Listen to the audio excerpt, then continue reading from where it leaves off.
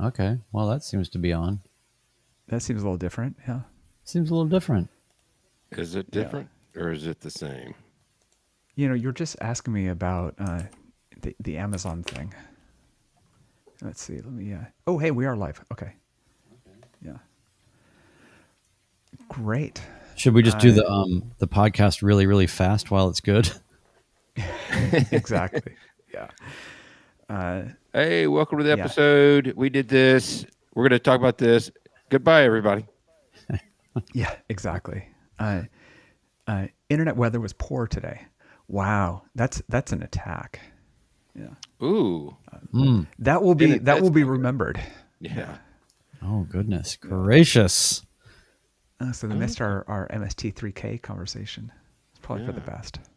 Yeah. Well, that is All right. I don't know, Ted. I like hearing you. I'm sorry that there are people in the audience that don't like hearing. I find your voice very soothing, Ted. I'm just going to come out and say it. Yeah, you You bring fall asleep whenever I start talking. Yeah. you bring the you bring sort of the NPR to the whole thing. Oh, that's funny. Yeah. Yeah, that's funny. Very cool. All right. Ready for this? Yep. Game on. And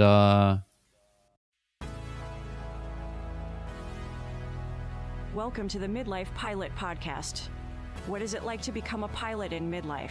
The challenges are unique, but so are the rewards. Hosts Ben, Brian, and Ted talk learning to fly, growing as pilots, and the joy of flying to destinations. The purpose of the podcast is not to teach, but to share knowledge and experiences. You definitely should not take any advice too seriously from an aviation podcast that uses terms like icing on the vegetables. Okay, checklists are complete. Let's get the show started.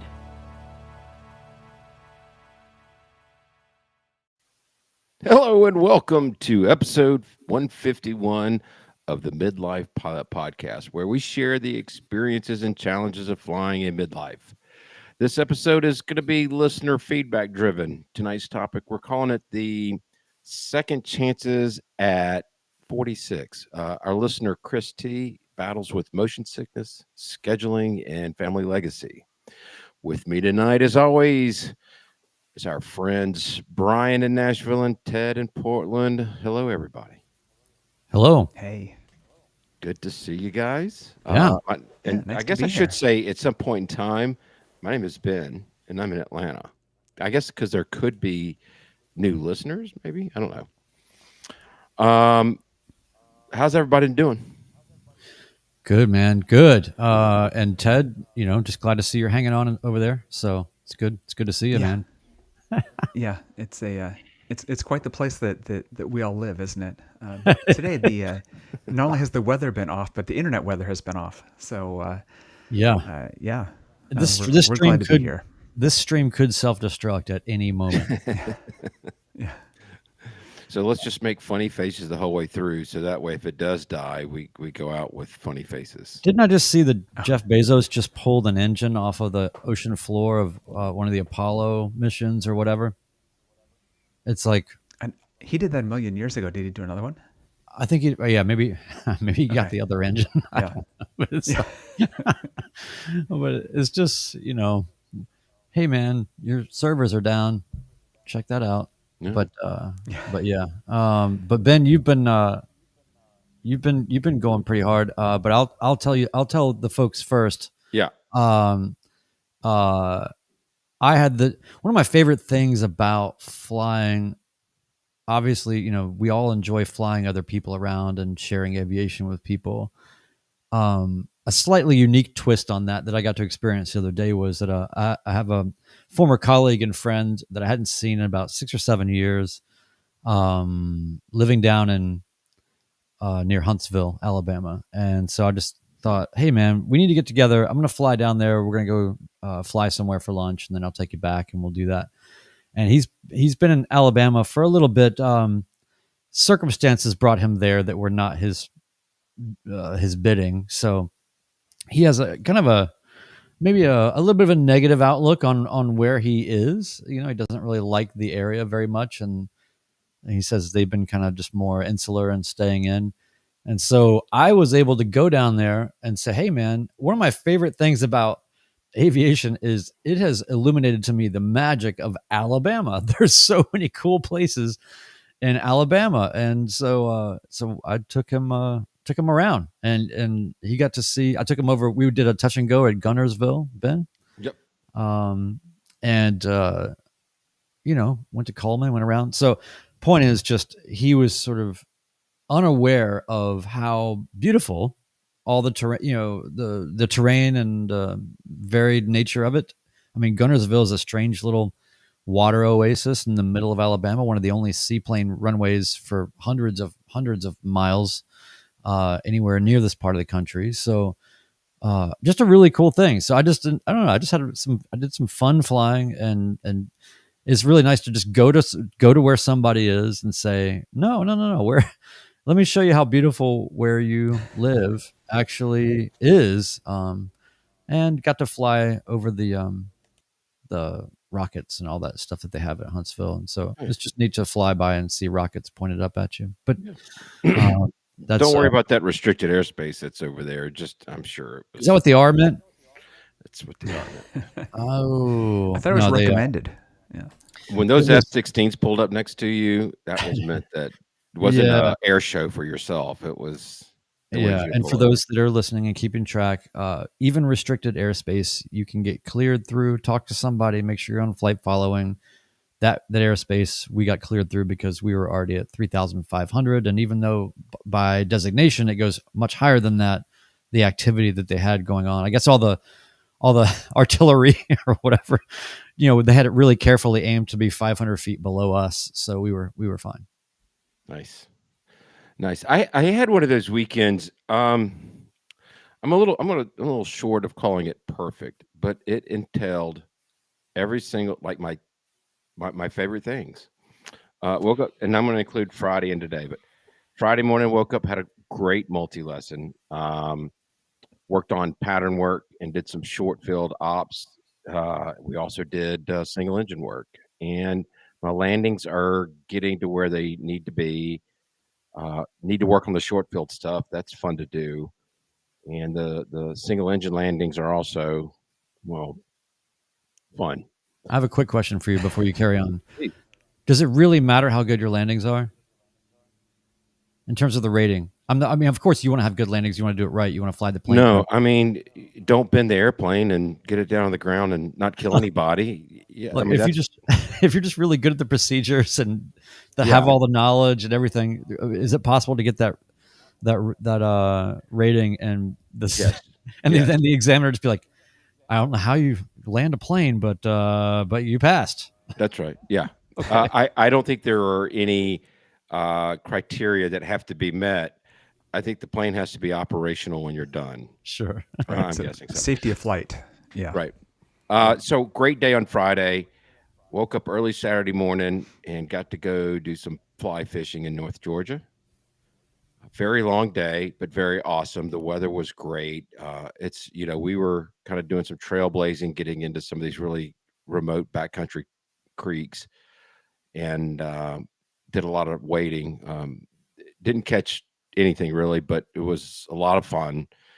And then woke up Sunday morning and played in a charity golf tournament. I came in second in that. That was a lot of fun. Where I hit the ball well, and then played in a second Pro-Am tournament today.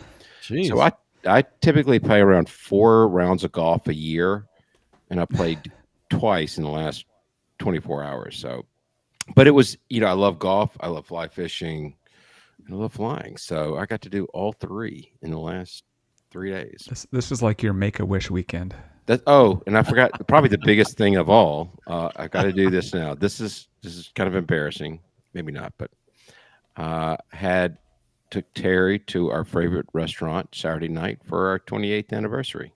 All right, crowd noise for that. That's great. Yeah. Congrats to her for putting up with me for 28 years.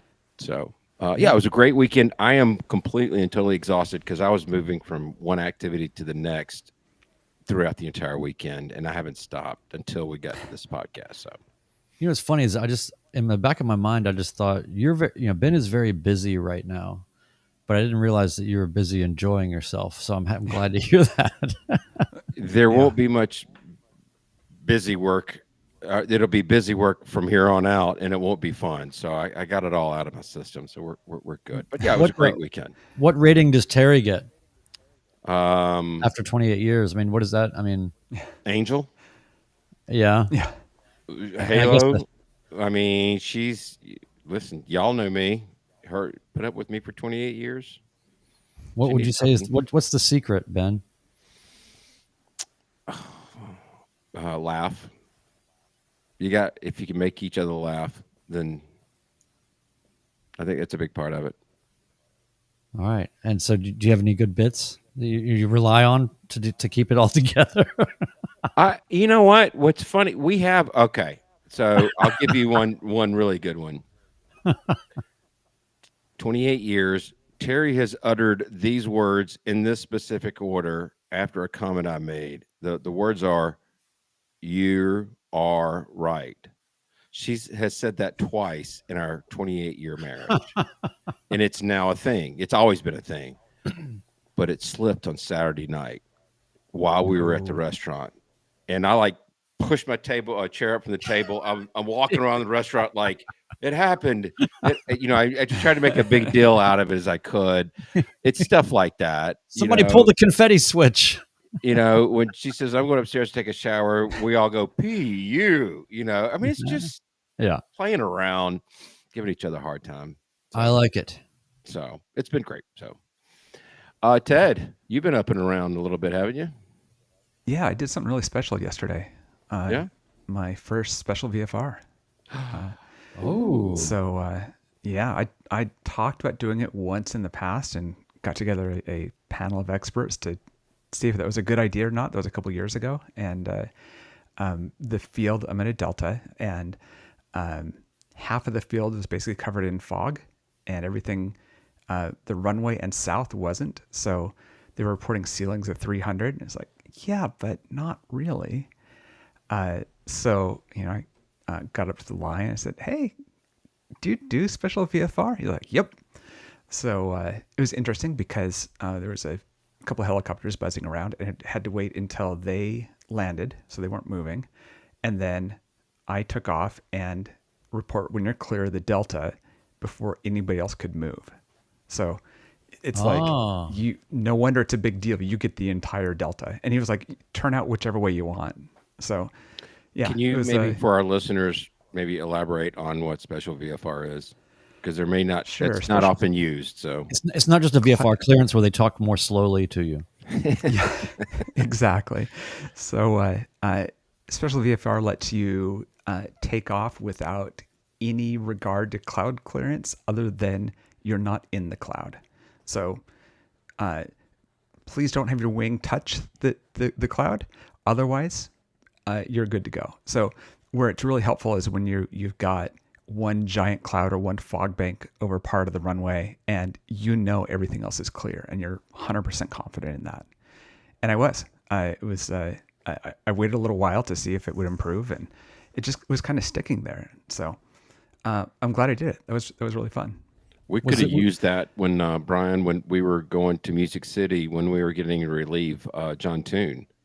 We could have done that Special VFR because it was off the runway. It was south, I guess southwest of the airport, and we were heading north. So that's what I was going to ask you, Ted. Is were you going towards the layer or away from it? Oh no, I mean I was. Let's see.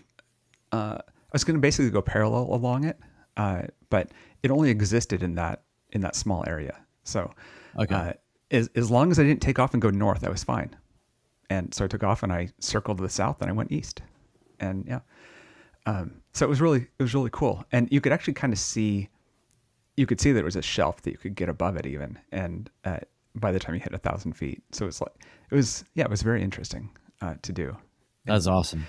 I didn't know if I'd be able to because our Delta is very constrained by the arrival traffic. So normally you can't climb past 1,200 feet anywhere in the Delta, basically, because the arrivals are right overhead.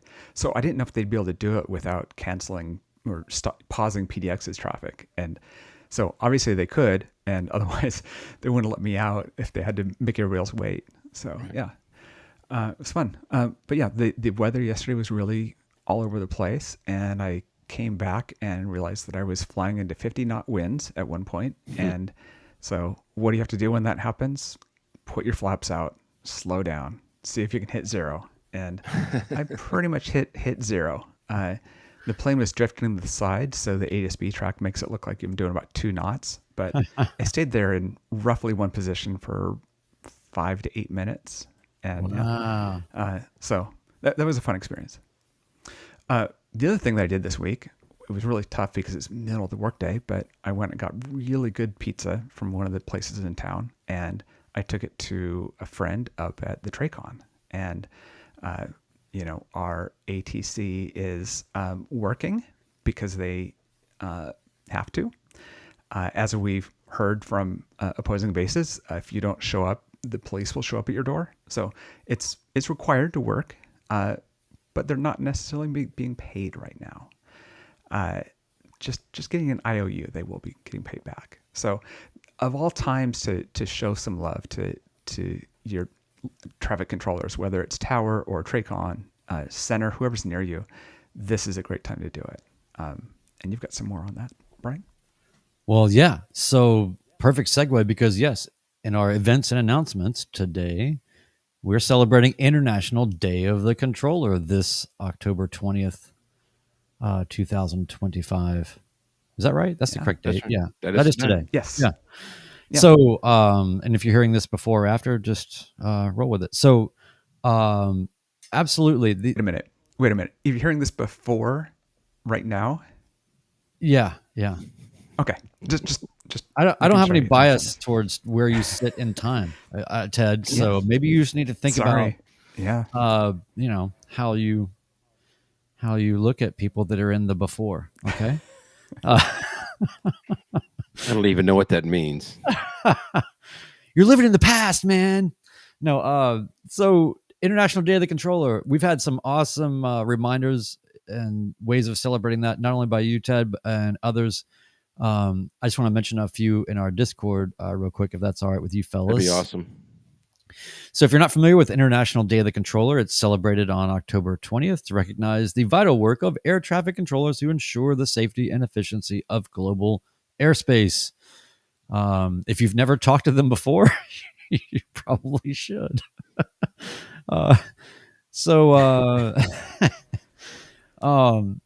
Banjo Pilot posted a great picture of him with a giant thing of donuts outside of his facility, his neighborly facility. $15 in donuts and a thank you go a long way for the people we rely on and keep us safe in the air, is what he said. So it's pretty awesome. Ted, were you saying something? I'm going to get to, and then I'd forgotten to say something, but Badger Pilot said he dropped off donuts to an up-down, which is awesome. He said he hung around for an hour and a half chatting and watching him work. That's always a great thing to do. And Mike Alpha Golf, one of our favorites, said his cap squadron out of New Orleans organized pizza to the tower. The MSY down, the Bravo up down and Houston Center. He said, and yesterday we sent $500 worth of pizzas to TSA at the Bravo. They're doing it right. They're they making are. sure everybody gets love. When I went in, I was like, if I come and drop this off, I want to sit in and see if that was okay. And so I sat in on kind of one session in this guy's shift. And so I sat the scopes for about 40 minutes and watched all the planes, watched him bring in a lot of planes, including 3 pairs of F-15s that were doing overhead brakes. Cool. Right amongst all the commercial traffic. So they were just sequenced like everyone else was. And so I got to ask all the questions and see how do they see us and what is it about, the things they don't like and what shows up on the tags and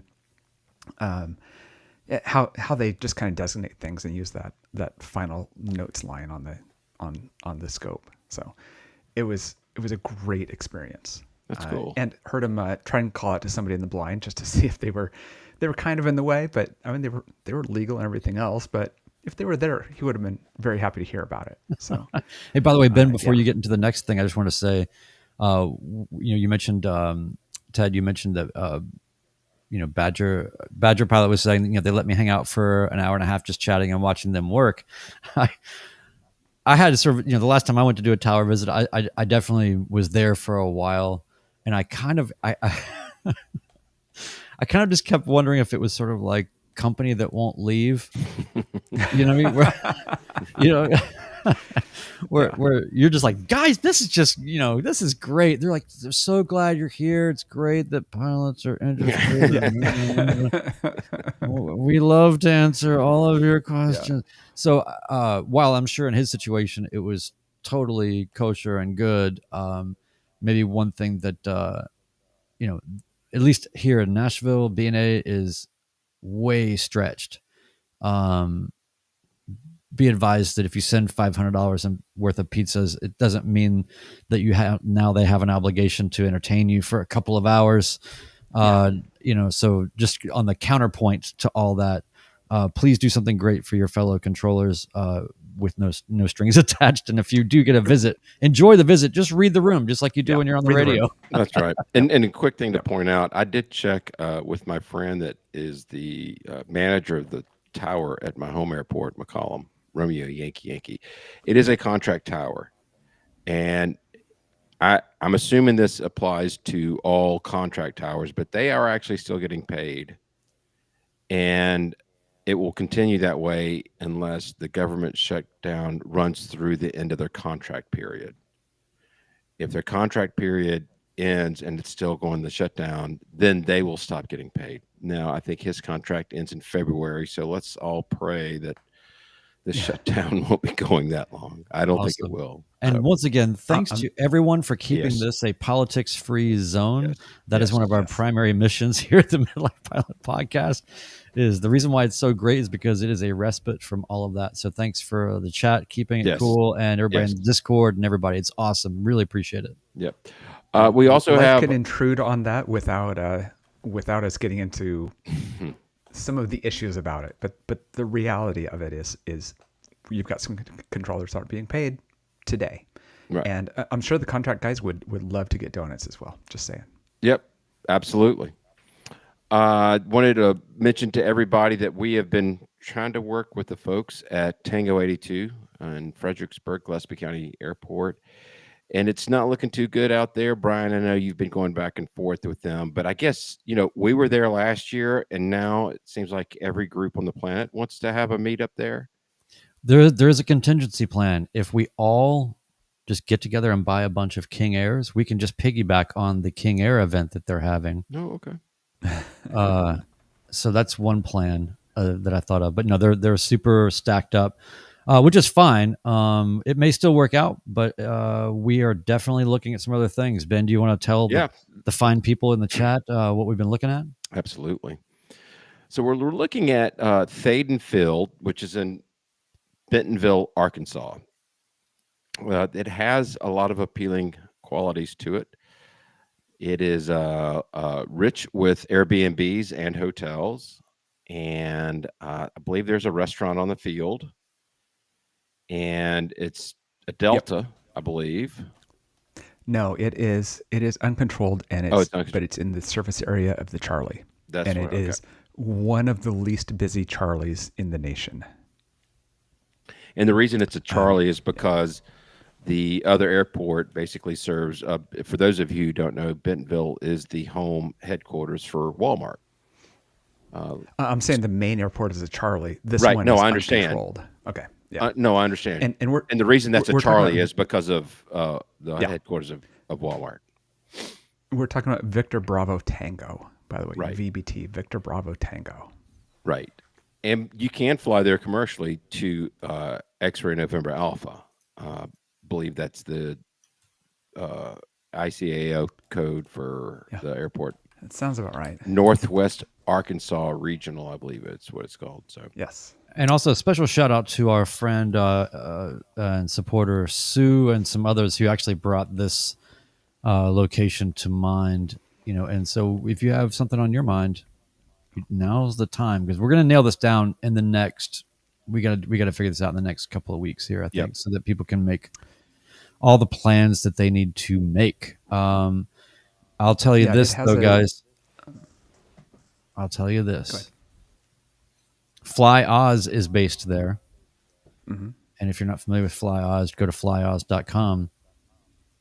But they do all the backcountry excursions and all of that. There is a grass strip at Thaden Field, which is awesome. So Ted, bring some extra wheel pants or whatever you got to do. I've been there, right? Oh, you have? It was miserably wet, so I didn't use the grass runway, and I also didn't go to all the Fly Oz runways, which I wanted to go back and do. But the weather was so bad. It was actually my long trip coming back from Tango 82 last year.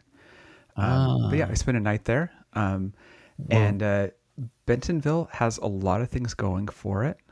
It's a cool runway. The FBO is amazing. It's very kind of oriented at us. Like it's nice, but it's not aimed at like the jet crowd. So by us, you mean the GA crowd and not the Midlife Pilot podcast crowd. The knuckle draggers, yeah. So it's a very beautiful facility. And Bentonville itself is really cool. There are things to do there that I was very surprised about. It's a big mountain biking capital. There is a fantastic art museum that is free, thanks to the Waltons. I mean, it's a huge art museum, and it's located in this park, kind of it's like a canyon, and there's public art outside of it, so you can go on hikes and walk for hours through all this art, even outside. They have a Frank Lloyd Wright house on the field, and there are James Beard award-winning chefs in town. So it's a place that has a lot going for it, and one of the nicest coffee shops that I've been to outside of Portland. So there are more things going for it. The aviation is great. The town has some cool things going for it too. Well, and by the way, one of my bucket list flights either coming in and out of there or maybe on the Saturday excursion day is to go to John Harris, which is Alfa Romeo 05, 2,500 foot runway grass that just launches you off of a ridge. And it just looks so cool. You can go to flyoz.com/John-Harris and check it out. It's so good. So anyway, I'm kind of stoked on this whole idea. I feel like also a lot of our friends to the north will be able to attend that otherwise Texas might be too far. So maybe this is looking closer. And Ted, you kind of just really pretty much closed it for me. So let's maybe start to close this thing. I think that we won't be staying on the field, so we won't have that Tango 82 experience. Although I think you could camp there because I have like canoes in the pond and stuff. But for the rest of us, we'll be in hotels or Airbnbs and that kind of thing. Awesome. We're hoping to secure an Airbnb and treat it more like as a home base for everybody to kind of hang out and chill.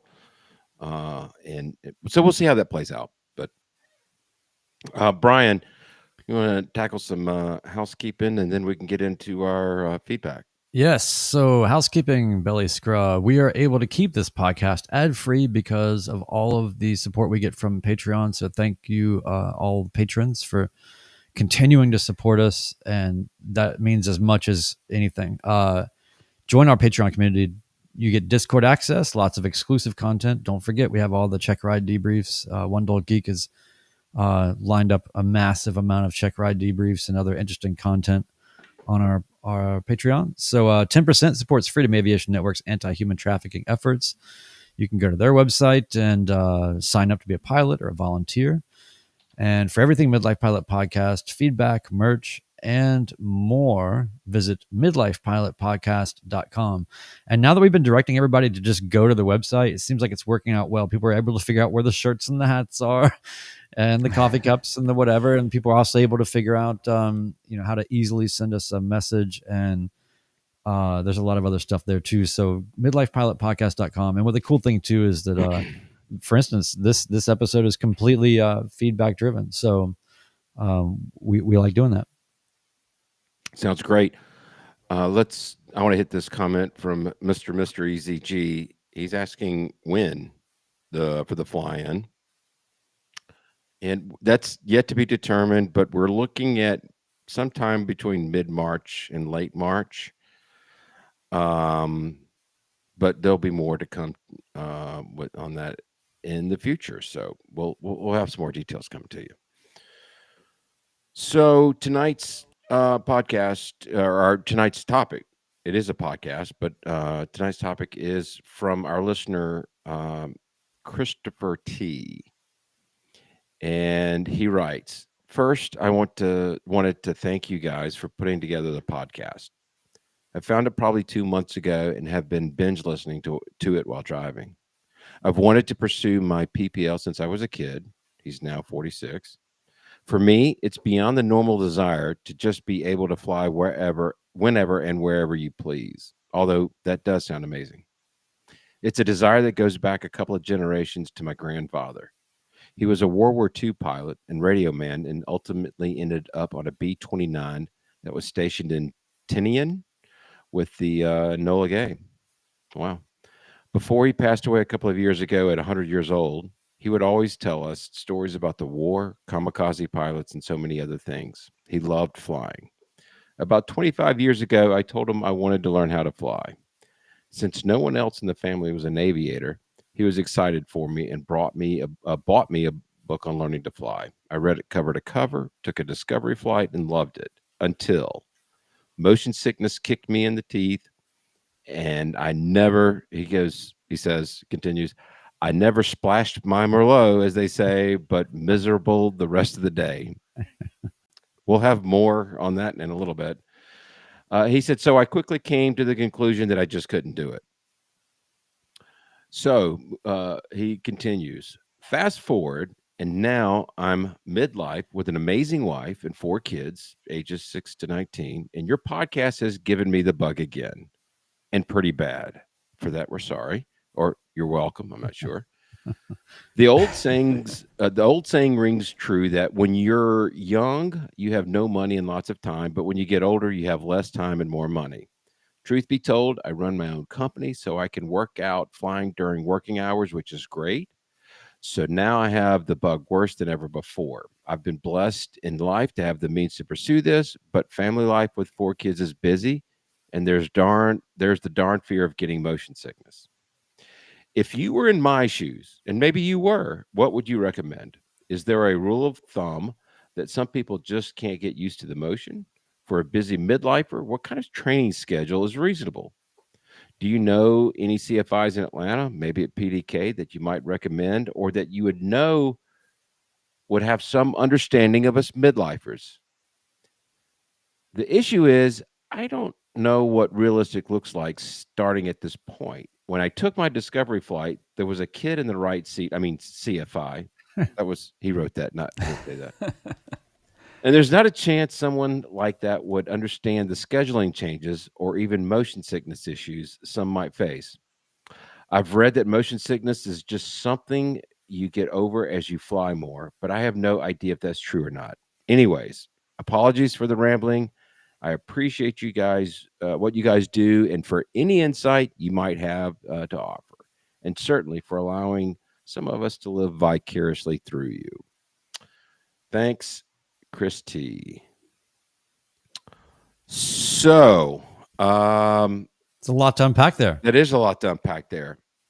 And let's just go ahead and start pulling away from it. First of all, it is a treasure to have had a grandfather that did what he did and would tell stories about it. That's something that you can carry on to your kids and their kids, hopefully, because that is really cool.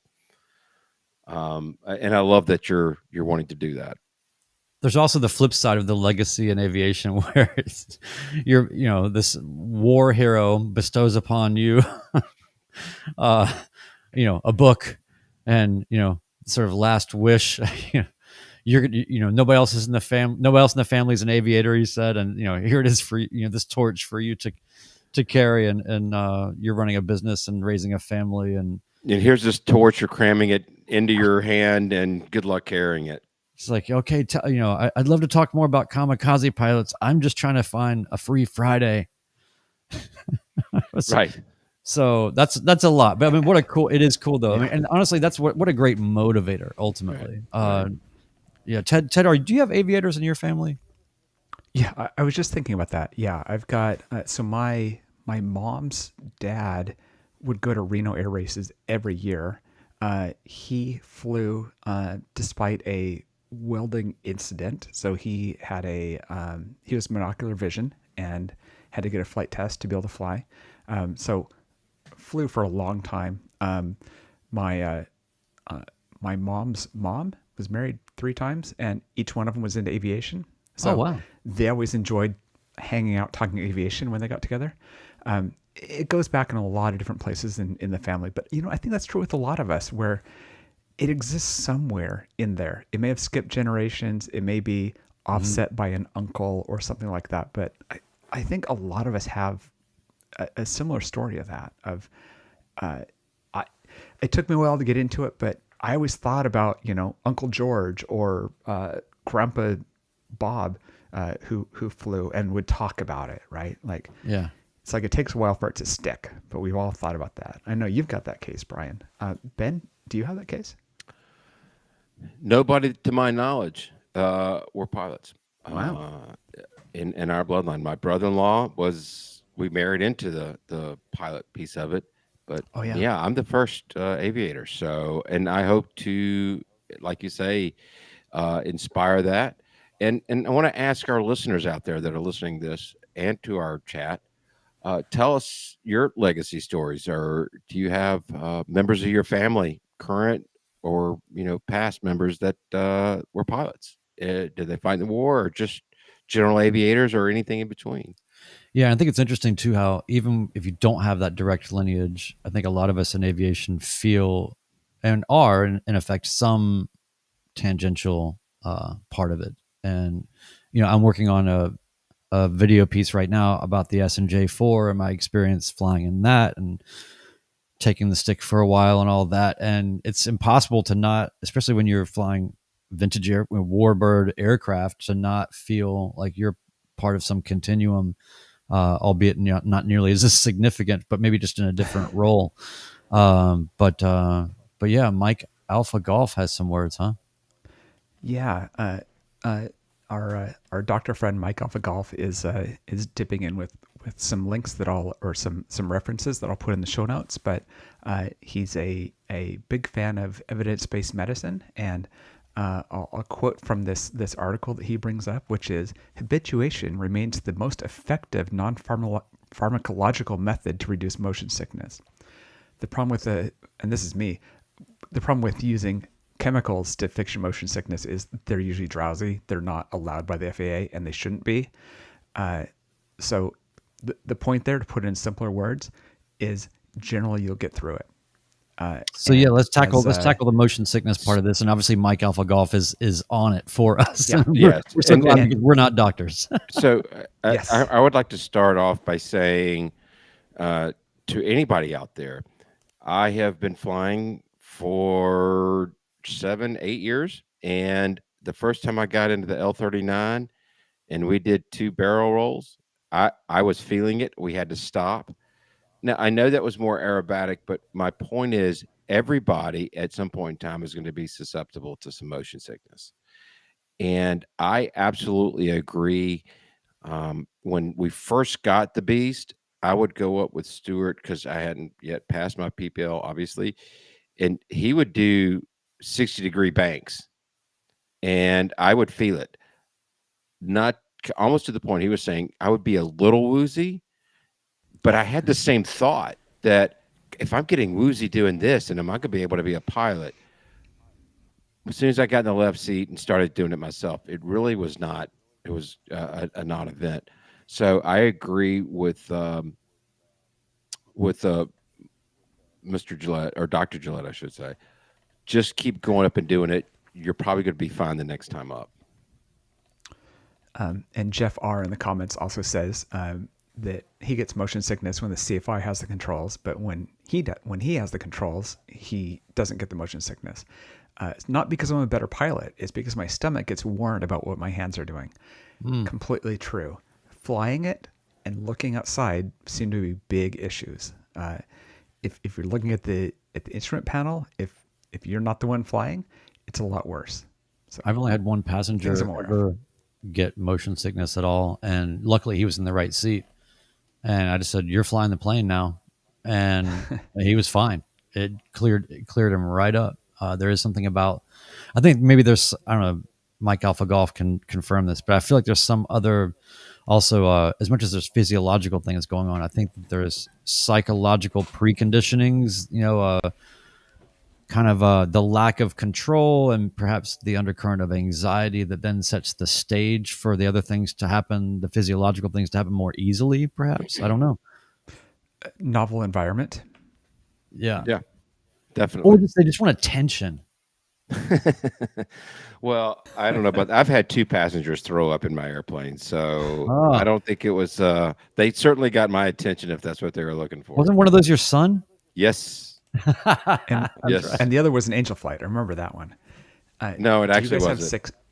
Oh, okay. It wasn't actually, but do that you have 6 they were acts in the getting plane? queasy, but they didn't throw up on the Angel flight. The other one was Okay. a friend of mine. So yeah. What I also kind of wanted to move on to the next topic too.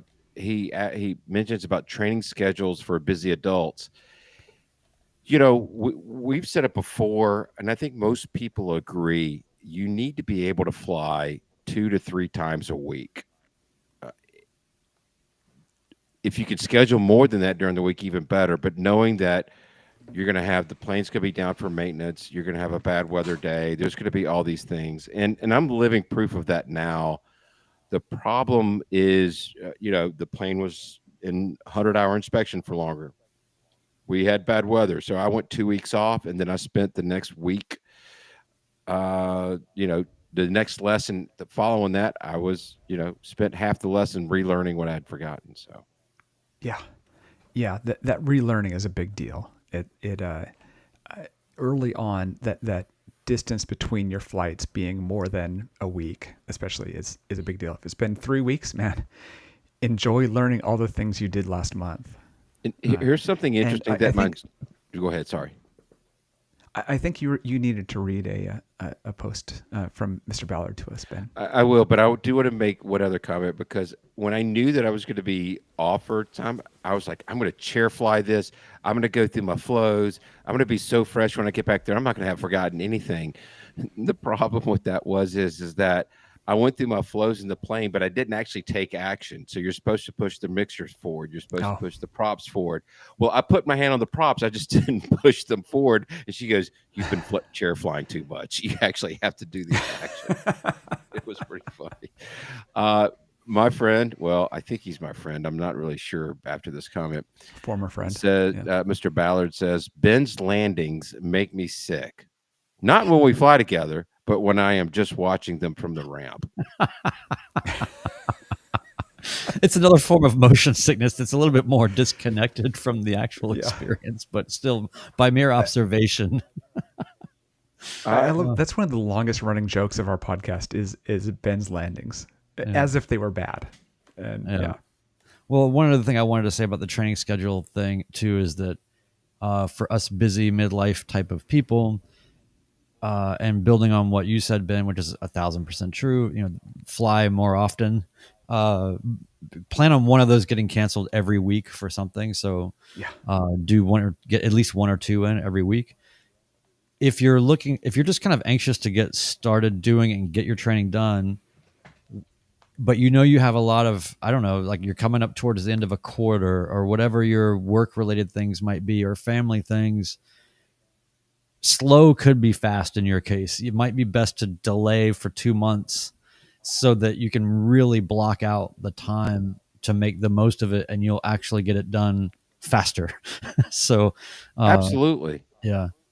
I don't know what your industry is and what you do for a living, but some people's jobs are cyclical, and there are busier times in the years than the others. So if you can hold off into a slower time of the year for you, if such a thing exists, then absolutely wait until then. You'll be better off for it. Well, you can also be very smart about how you combine the things, which is you're going to need to sit through a ground school. You're going to need to do the written. You're going to need to fly. you may not be able to fly. You can do those other things. And Yeah, that's I right. definitely remember doing that sitting on the couch. It's like the weather isn't good. I'd rather be flying, but here we are. Let me watch my ground school and learn this stuff. So I think that's the other way that we kind of make sure to be very smart about the time that you've got or the lack of time you have. Nice. The next point that he brings up is finding the right CFI match. And I mean, I think we could almost make this a topic in and of itself. I do feel like as a midlifer, you kind of want to find somebody that understands midlife. Now, I want to be clear though. My first instrument instructor was still in college, and he kept calling me sir and mister, and which is fine. He was an excellent instrument instructor. He was great.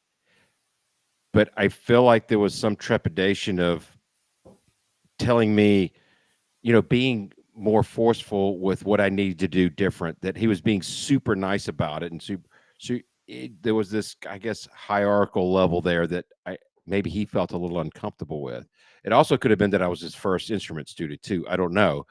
But I do feel like there is something to be said for having an instructor that is not building time and that is going to be around for a while and has some experience and can understand, the trials and tribulations of a midlifer. I mean, midlifers are different, but I think don't rule out time builders or people who are younger than you just for that reason. Right. You may find that you're a good fit with that. But I think one of the things that's very common that you don't understand until it's too late is it's your choice who your CFI is and changing your CFI. We've got a Mr. Dulgeek who spent 100 hours with a CFI that wasn't great and should have switched a lot earlier and wouldn't have spent more than 100 hours getting his private. Just as a one example, you have a choice, and go seek out CFIs, see who clicks with you and who's motivated and who can set up a schedule that works well for you. Yeah, the last thing I'll add is that in my experience, what I believe most of us midlife pilots have is a professional acumen in the way that we go about project management or overseeing tasks or managing productions, or I don't know. We have some kind of experience that guides us from an organizational basis. And so when I got started with the CFI that I was, assigned essentially in the flight school, I just happened to be his first student at that flight school. So I was his first student there. He'd had students prior at the other place before, I guess before his witness relocation or whatever he's doing. But but he and I got together, and I was able to tell him right away, I want a syllabus. Let's go ahead and I want a common syllabus. I want to know exactly what must be achieved per lesson. And then afterwards, I want to know if those things were achieved or not, or what things still need to be carried over to the next. And I explained to him that I don't have the budget or the time to just kind of go see what's up for the day, and I think that I'm not saying all young pilots maybe or young CFIs are like this, but I would say perhaps it's fair to say they're just lesser experienced in life and managing stringent project guidelines and constraints. And that was something that, at least from the, not being in a 141 situation, you kind of have to run your own game. And so, I would say, exercise your midlife skills to manage your own training is really what it kind of comes down to. And to do it, if you've got all this, Chris teased talking about successful businesses and all this. So that didn't happen by just kind of fooling around, right? Apply those same techniques and that same acumen to your training and plan it and make sure that you are aligned to this. Don't trust the CFI or bank on the CFI to guide you along and keep all the accountability in place. Mr. Easy G in the comments said, as a veteran, I've found that I learn better from a CFI that is also a vet. It's about a level of assertiveness. I've been involved in a safety organization that had a lot of, strangely, pilots and vets, and you can always tell where they came from based on that. And if you have this past experience of learning in a certain style, keep with that style. It works for you, but you may not be able to figure that out. A lot of us, it's been so long since we've been in a formal school environment. Who knows what's going to work best for you? So Yeah, totally get that. Also, I think, you know, Brian's messing me up with our show notes. He's what I was going to say is we want to hear from our listeners. Send in us feedback. Tell us how you've gotten over motion sickness. Tell us about any CFI insights that you may have. Any other tips when learning. We value your feedback. We'll try to get it on the next podcast. We can help our friend Christopher out here and provide some more insight. I will be actually, we've been trading texts. I'm actually going to try to have lunch with him next week. And I think we're going to call out this airport, but I believe this exists everywhere. So Peachtree DeKalb Airport is a fantastic airport, but it's the fifth busiest on the East Coast, or, it's crazy busy. It's one of those not risk sword. It's a double-edged sword. If you can fly out of that airport, you can fly out of anywhere. So if you learn there, you're going to be a step ahead of the game. But in the same breath, you're going to be sitting hold short for a long time. And so you're going to be spending more time and therefore, more money sitting on the ground. So it's kind of it's a two-way street.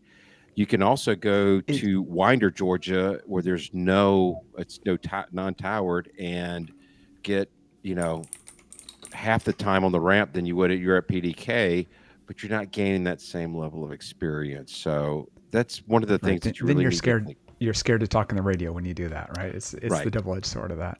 Is PDK where a French pilot in Georgia is based? He's at Fulton County, and it's also a Delta, but it's not. It just doesn't have the traffic. Now, I will say currently there are 2 runways closed, and the longest runway is closed right now. So a lot of the corporate jet traffic is non-existent at PDK.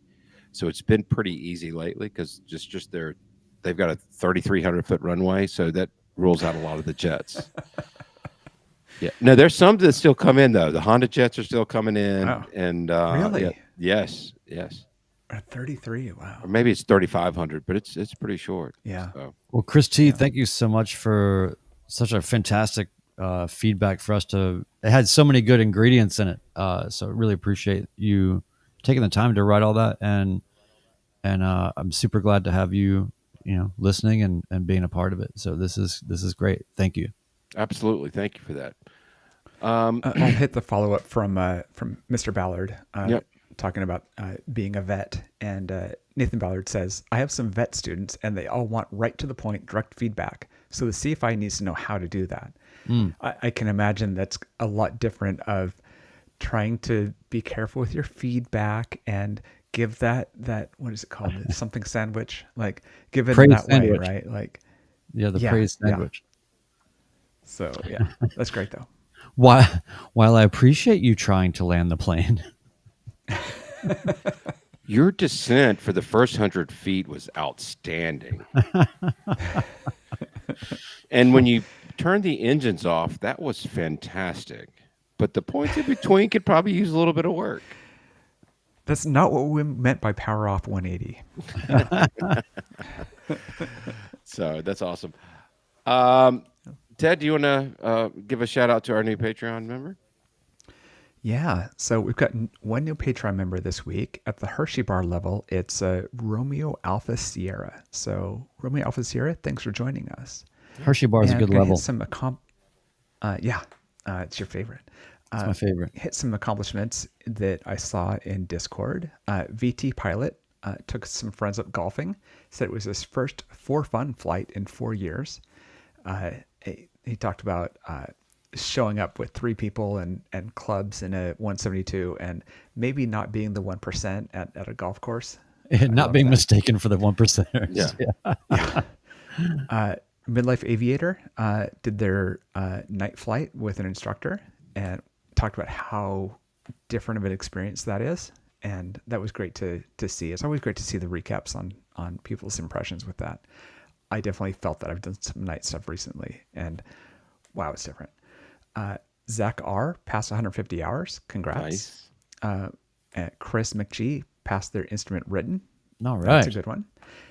And I've got to call out, this is less of an accomplishment and more what our Discord is awesome at, which is we have a channel called Public Personal Minimums. So you can post what your minimums are and maybe get called out by people if you aren't keeping them.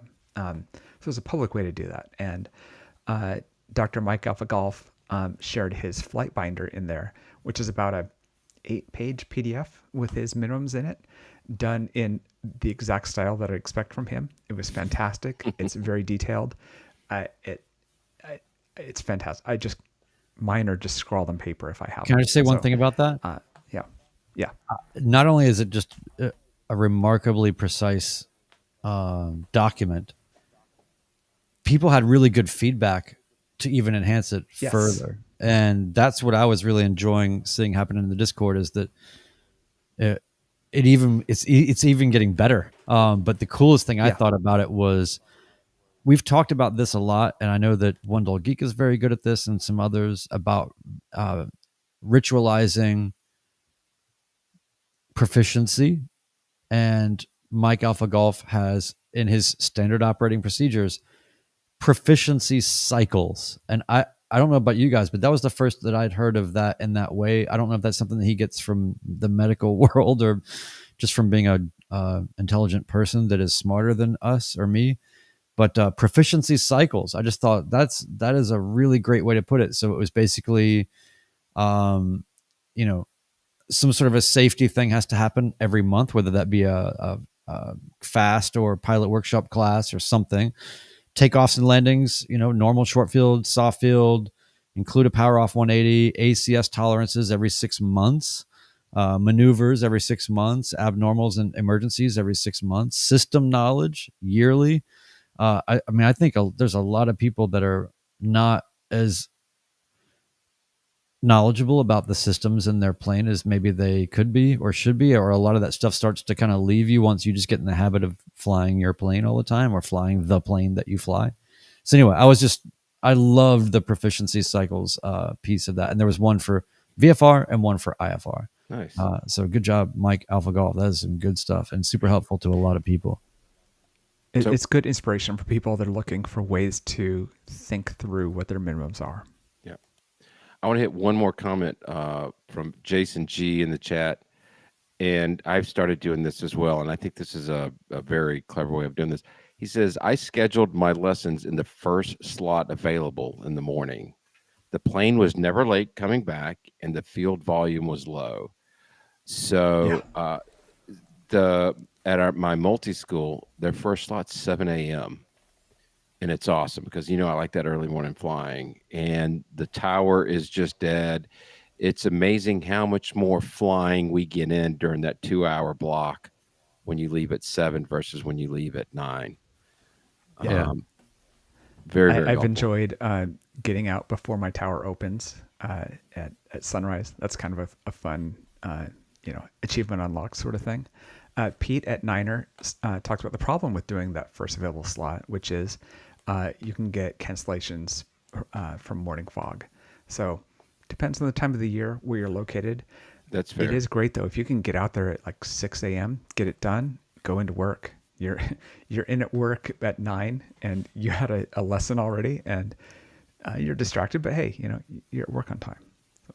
It's nice to do something like flying without the kind of residual fragments and static from the course of your day that you're then trying to put on a shelf somewhere to then change mentalities after dealing with a whole day or half of a day of other activities to go and then fly. I really like the idea of something as important as flying and keeping up with it and learning how to do things, to do it with the freshest part of our midlife brains, which are usually after a couple of cups of coffee and not a lot else. So yeah. I have one more comment in the chat that I want to hear because I feel like this applies to me. Chuck in the chat says, we being midlifers, definitely prefer straight information. My communication style is bullet points and curse words. So is that midlifers or veteran? Or veterans, maybe. Yeah. Maybe that's veterans. Yeah. There's still overlap, which is, tell me what you're talking about. Don't just, kind of beat around the bush. I've got things to do.